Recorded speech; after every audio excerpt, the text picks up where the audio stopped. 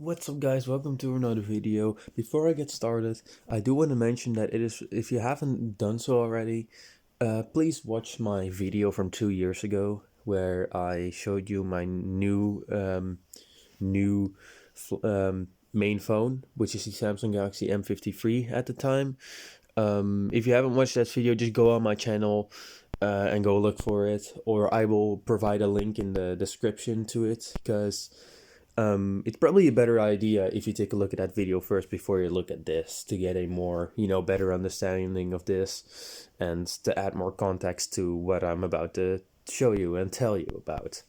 So yeah, just wanted to mention that. I will probably include a link in the description.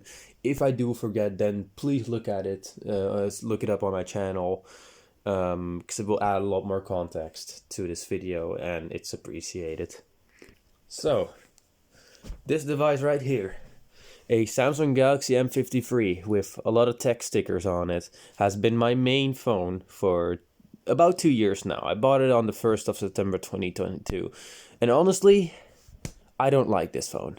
I don't. I had a Motorola before this, which is right here. I will grab it for you. This. And I absolutely love my Moto. But I wanted to try a Samsung because I wanted to know what all the fuss was about. Because everyone was buying a Samsung. Everyone is still buying Samsung, which is sad to see. So I wanted to know, are they actually that good, And I picked my favorite, and that was the M53. Why? Well, my Motorola had a very efficient MediaTek chipset, which I absolutely loved. This thing had insane battery life because of the really efficient MediaTek Helio P70, and I appreciated that a lot, because I had a pretty bad experience with MediaTek CPUs before this phone, but it was actually really good with this one. It was quick, it lasted 3 days, it was amazing. So I really wanted a phone with another MediaTek chipset after this, because I also have pretty bad experience with Qualcomm Snapdragon CPUs, which are still really power hungry and still drain a lot of battery way quicker than MediaTek. MediaTek is still the king when it comes to efficiency to this day. But yeah, so I wanted a phone with a MediaTek CPU, but I also wanted it to be a Samsung because I wanted to try a Samsung and see if it's actually as good as people say it is. Though I also wanted to get something a little bit special, and a little bit weird. So I bought a M53 instead of a A53 because I was thinking about A53, A73, or a M53, and this thing was kind of in between those, and I decided to buy this one. And although this isn't a bad phone on paper, I just don't like it. The haptics are absolutely awful. And there's just lag throughout the UI that just shouldn't be there for the price, in my opinion. Look, if I open the camera and I go to video, look, that was a lag spike. And if I go out of the camera app, you see that's just a big stutter. I cannot handle that. I don't like that. For 364 euros that I paid for this device, it disappoints me. You see how sloppy that animation is? I hate that. And this is with the animations on 0.5x. Like, it sucks. In my opinion, it sucks. It is running the newest One UI 6.1. And the battery life was also really bad on this thing. The battery life was actually my main complaint with this device.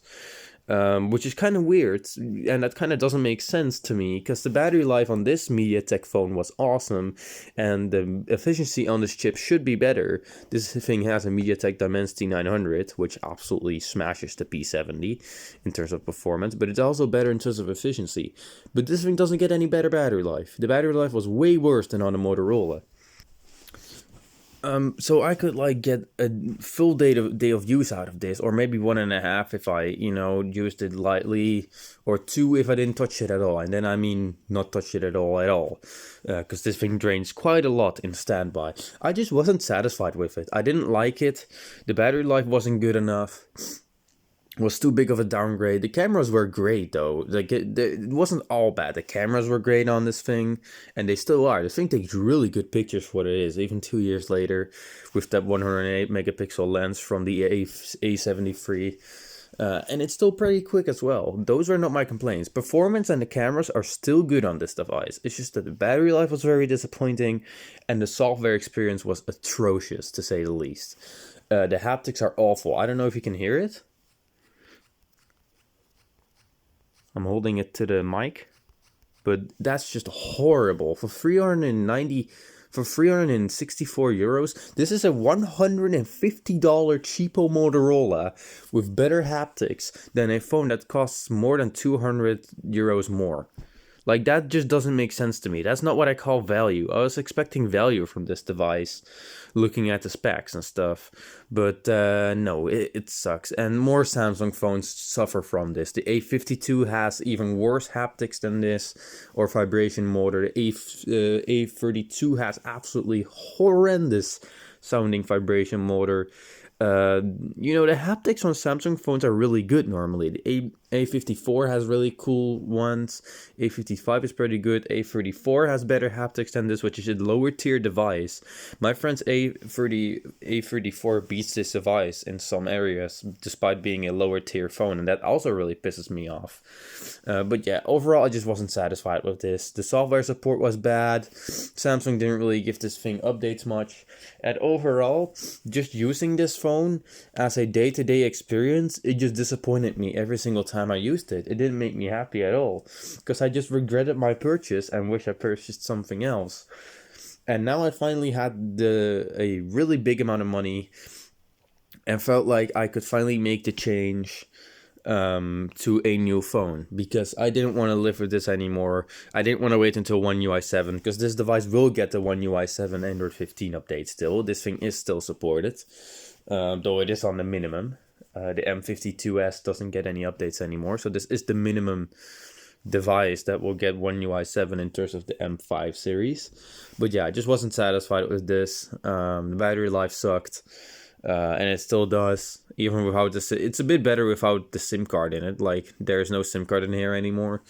But yeah, the reason why I still held on to this device and didn't, return it, which I also felt like doing after purchasing this, because the moment I took this out of the box, I was disappointed with the battery life draining really quickly, and just it lagging through the UI because of One UI's awful optimization. I guess just for MediaTek chips. I mean, the Exynos ones aren't that much better either in terms of smoothness. But yeah. The reason why I held on to this is, well, one thing also really frustrated me, that was that there was no headphone jack. But this device has a micro SD card slot, and I just knew for 100% sure my next phone will not have a micro SD card slot, and that will bug me, because they will, trick me into buying the bigger storage option, which I did do with my new phone. I did buy the top end model. I'll spoil that for you. But yeah, I just wanted something new, because this thing was frustrating me and disappointing me every single day, and it was just putting me in a bad mood all the time that I used it, and that is too much. That's just bad for my mental health. So I wanted to try something new, something different, something that no one else uses. Well, no one else in my country at least, and something special, something really different from what other people use. Like, most people use iPhones and Samsungs. Some people use Oppos, some people use OnePlus. I mean, like, something completely different. Something cool, something new, something that focuses on a good software experience that is smooth, fast, and just a great overall phone with some special stuff. Well, you'll never guess what I bought. I bought the Nothing Phone 2A, and I'll show you the phone in a little bit. It's sitting next to me. So yeah, I bought a new phone because I wanted to make the switch. I was done with this thing putting me down, with this thing putting down my mental health, and just overall just making me disappointed every single time I used it. You don't want to know how many times I wished I bought something else than this. It was just tragic. It was just bad for me. This phone was genuinely just bad for me because it wasn't the phone for me. But I kept using it, and that was kind of the problem, because it was making me sad. Because of the One UI lagging. Like, look. Well, it's not that bad now, but like... Oh yeah, you see that? Yeah, you see that? That's what I mean. I don't like that. It's not like this phone is slow. It's not like it's underpowered. It has 6 gigs of RAM and a Dimensity 900. It's still good. It's genuinely still good. It's just that One UI is just bad. It just isn't optimized well, and it's just slow, and clunky and animations just suck and it lags, and it shouldn't lag for the price tag, and it doesn't have to lag for the price tag. And my new phone proves that even more, because, well, as you guys may know, Nothing OS really does focus on performance and a smooth user experience, and I've been noticing that a hecking lot for the past 2 days. So yeah, I'll show you the phone. Oh boy. Yeah, that's my new main phone. And I absolutely have no regrets with the purchase. I love it. Apart from that, there's a little scratch where the Nothing logo is, because I've been using it a lot out of the case, because if I take this phone out of the case, the M53, it does have a shit ton of stickers behind it, but if you look, there are quite a bit of scratches and nicks from dirt and dust clogging behind the case.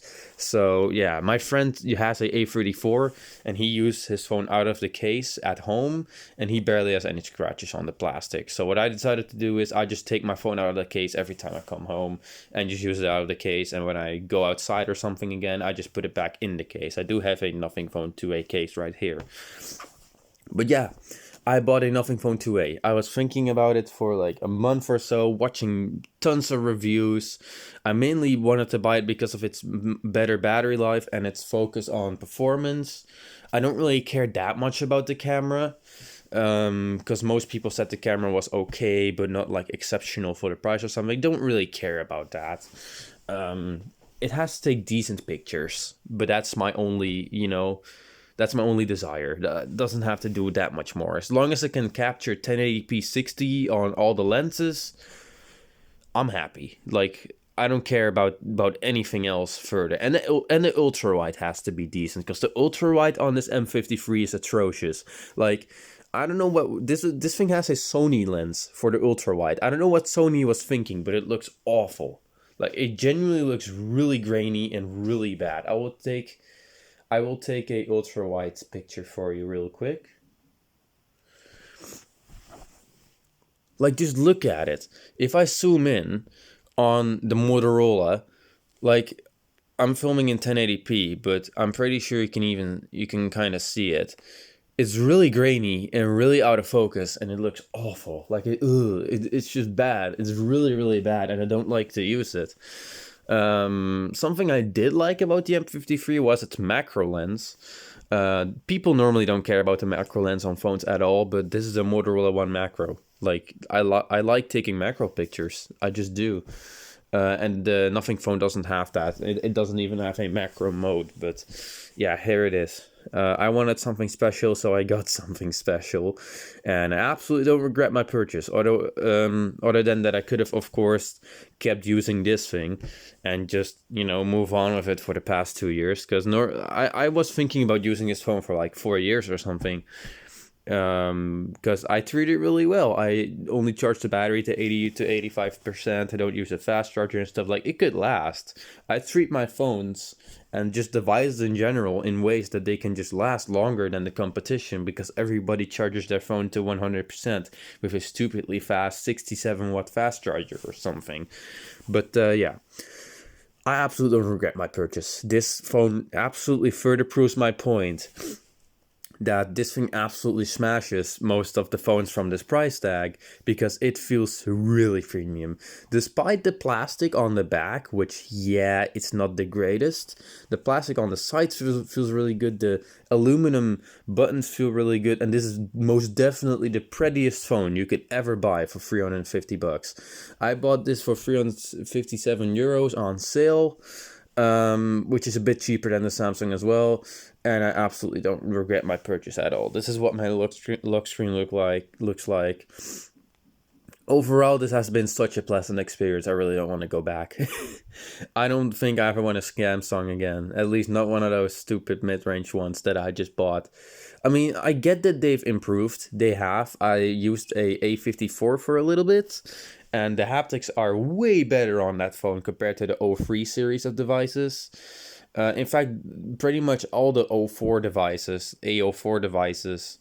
with like 4th gen basically, they pretty much all have better haptics than my M53 and my friend's A32 5G. Like that was just a big upgrade for the 4 series. The A55 is also something I could have bought, but again, I wanted to be anti-Samsung because I just don't like the One UI. I also think the icons in the settings app are quite ugly. But yeah, this is also, this thing just has features that are just not expected for the price. And one of the big ones, I'll turn on light mode for you, is the even bezels. The even bezels are absolutely amazing. Just look at it. Like, can you see that this is a 350 euro phone? No, you can't. You absolutely cannot see. This is something the new Pixel 9 series have as well, and the Pixel 9 Pro XL is like 1,500 euros or something, and this is a $300 phone with the same bezels, and it looks absolutely amazing.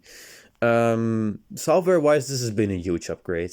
For example, if I open the camera right here, and I start recording a video in 1080p 60, we'll just do. It starts recording. I stop the recording, and I go out of the video app, and this is where my Samsung would lag. No lag at all. just does it completely instantly.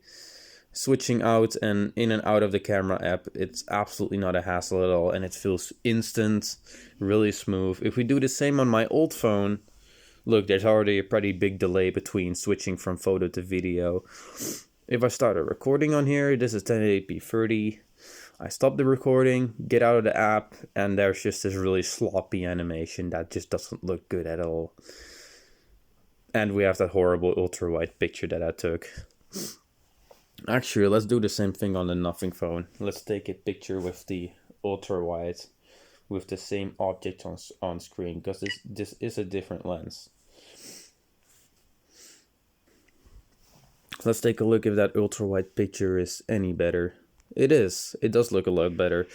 I was actually not as close to the phones as I was, but if we zoom in on the Motorola phone, it really doesn't look as bad. It looks quite a lot better. The processing looks a lot better. It is a bit soft, sure, but it isn't as grainy. If we go back to the Samsung and I take a fresh ultra-wide picture again, like, just look at that. Look at how grainy that is. That is really bad. I'd rather have a soft-looking picture than a very grainy-looking one. And the colors are also just better on a Nothing phone. But yeah, that's already quite an upgrade, even on the ultra-wide. Because the ultra-wide was a minor complaint about the Samsung that I owned. But yeah, overall, I'm very glad I bought this. This is way better than the Samsung, and I'm probably never going back again. I could have also bought a Pixel 7a or a Pixel 8a or something, but with all the complaints that I heard about the Google Tensor chipsets being slow, getting hot, draining battery fast, I didn't really, look into that sort of thing, because basically people said online, if you want to assure you're getting good pictures, basically go with a Pixel, but, my main gripes with the M53 definitely wasn't the camera. It was fine. It was pretty good. As long as you use the main lens, it takes good pictures. Just don't use the ultra wide. It's really bad. The ultra wide lens on this is also a Samsung JN1, I think, and on the Samsung it's a Sony IMX something rather. So kind of weird, because Sony really is that photography brand. Don't know why it's so bad, but yeah, this is basically my new main phone. I've been incredibly happy with it. I definitely don't want a Samsung again. In fact, using this phone just generally with the smooth animations and stuff and Nothing OS 2.6, it kind of makes me realize that I just really shouldn't have lasted any longer with that Samsung. One UI just isn't for me, and I get that people like it. It does look good to some people, but in my opinion, it hasn't really improved much over the years. It still looks kind of dated, in my opinion. Apart from the cool control center in One UI 6, yeah, the optimization is fairly decent with performance, but the battery life just sucks. Like, it's just not good enough for the price.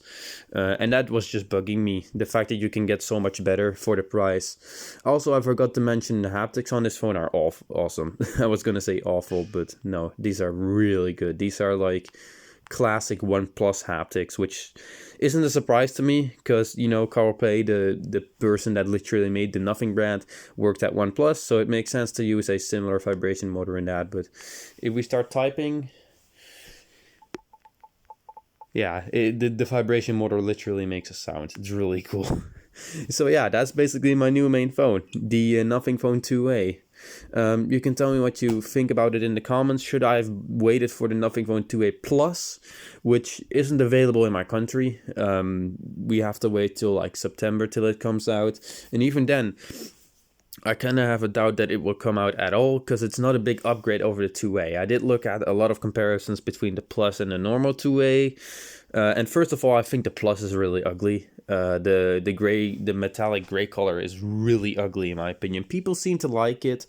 I don't. I think it's a really ugly color. I think they should have just gone with white, like the Nothing Phone 2A, because everybody buys the white model. No one buys the black, which is the reason this thing is out of stock all the time. But yeah, there's also an updated black, but it's not like I like the black on a 2A either. The black is pretty good, but the white just looks better because it has these beautiful contrasted aluminum black volume buttons and power button, and they're placed really well. I do have to get used to it since Samsung has the buttons on one side, so I do have to get used to it. But while calling, this is really comfortable. And if you're wondering, I did buy the 12 gig RAM, 256 gigabyte option because there's no SD card slot in here, which means I want as much storage as possible. I'm usually really against phones with micro SD card slots, but this thing really makes up for everything that it doesn't do that great. Honestly, with the software, you just really have to experience it. Also, take note of the color. It says milk. I don't think this is the milk color because if we go to GSM Arena and we take a look at my Nothing phone, and we go all the way to the 3D section, 3D model section, you tap on white, and as you can see, yeah, that's definitely my phone, because my phone has a little silvery bit here, but if you tap on the milk color, that is just white. Like there isn't really a contrast between this and this, and on my model there is. This is definitely more silvery, this is more white. But on the milk color, that's not the case. There's barely a difference. But on the white color, there is. So, yeah, I don't know what's up with that. Maybe they mixed up this phone with the wrong packaging or something.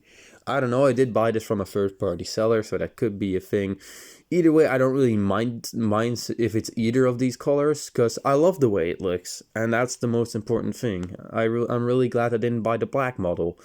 Which was actually more expensive than the white model, which is a bit weird because normally the white model is more expensive because they're almost out of stock all the time, because people love this look, and so do I.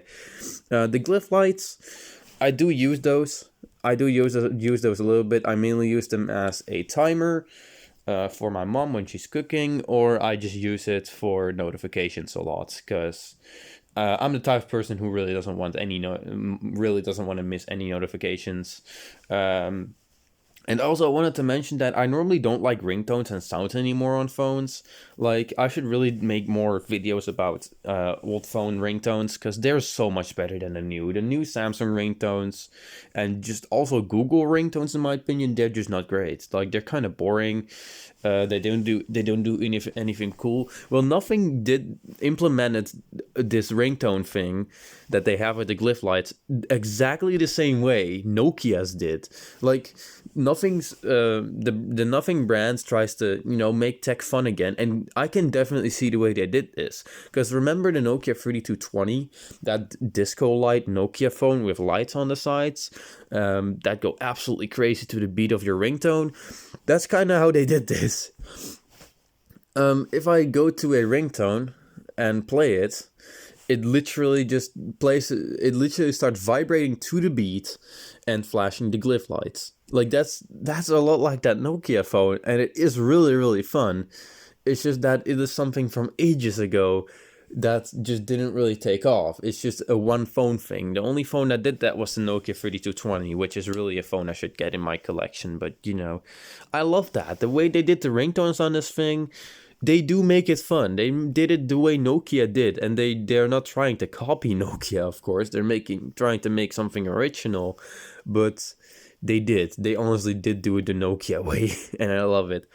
But yeah, so how about the hardware upgrades? So my M53 right here, this is the lowest tier M53 model. This is a 6GB 128GB model, which I kind of regretted purchasing 2 days after I purchased it, because I saw that there was a 128 and 8GB RAM model for the same price.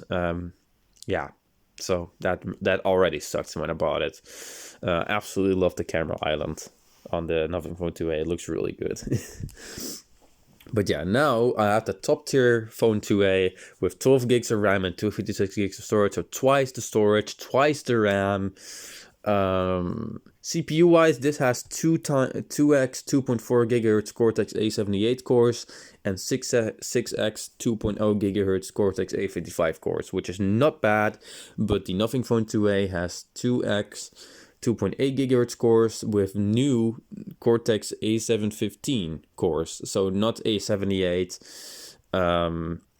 And the other cores are 6x 2.0 GHz cores as well, except they are again newer architecture. I think they are A510s, if I'm correct. 6 A510 cores. Yeah, I think I'm correct about that.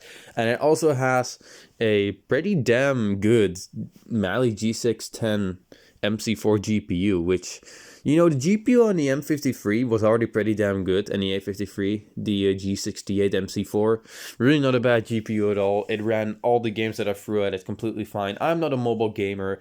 I use a computer to play my games on. Though on the go, I do like to play some simple games like Subway Surfers, that sort of things, but nothing heavy, honestly. But the GPU on this thing, from what I can tell, it was really good, and it should be quite a big upgrade. Actually, we can run a Geekbench test on here, because I do have Geekbench on both of these devices. Geekbench 6. Let's run it on a Nothing Phone 2 as well as I talk.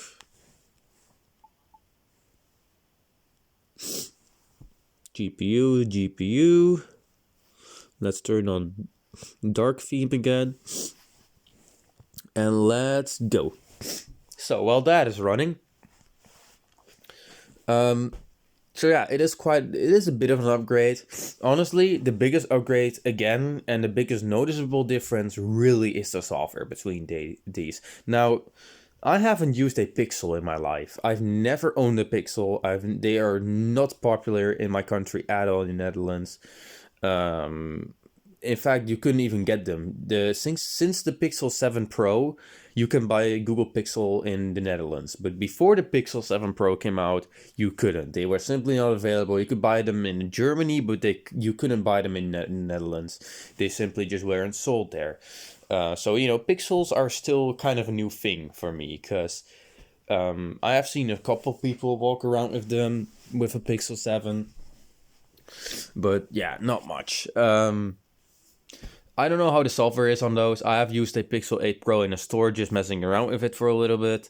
But honestly, I feel like I like Nothing OS 2.6 more. Just the notification shade, the volume slider, it just looks nicer. It just looks done. It just looks really like they've put attention into it.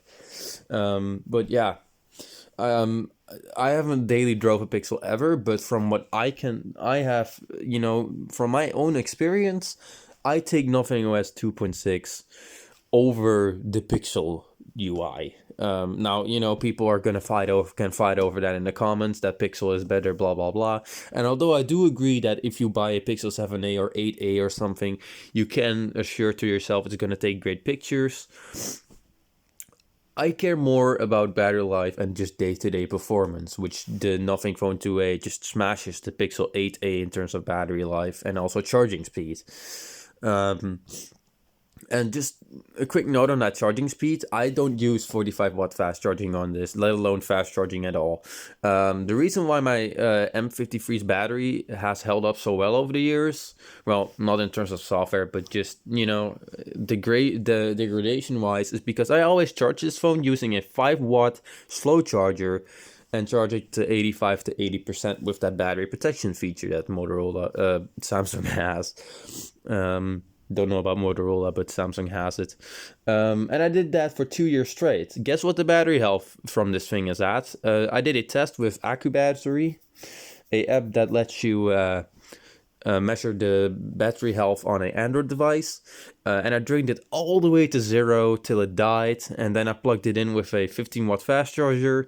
Let it hit 100%, and I was really surprised with the result that it still had 96% battery health after 2 years of use. Like, I was proud of myself. Like, I was genuinely proud of myself that I treat the battery this way, because it does help. It genuinely does help with, longevity.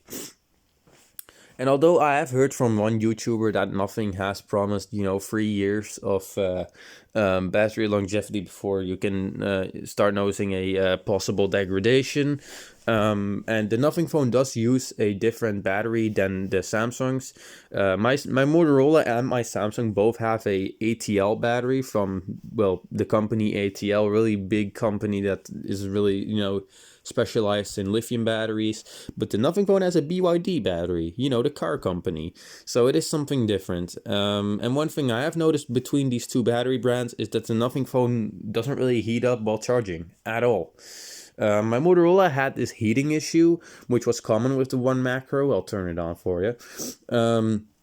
Where the battery would heat up while you're charging it with the 10 watt fast charger that came with the device. And it did. This phone did get hot while charging every time I charged it, especially if you start using the phone while, it's charging. Oh my god, these bezels are thick. But yeah, that was the issue. So the Samsung used the same brand battery, and it doesn't really heat up that much while charging, but it does do it a little bit. I suspect the Motorola just doesn't have any vapor chamber or anything. It does have thermal paste for the CPU, but I don't know if it has a vapor chamber for the battery. So that just could just be a cooling issue. I don't know. But I personally think it's a issue with just stress being put on the battery and it just not being done well, I suppose. I don't know. Look, the Samsung already drained 1% during the benchmark, and the Nothing phone hasn't.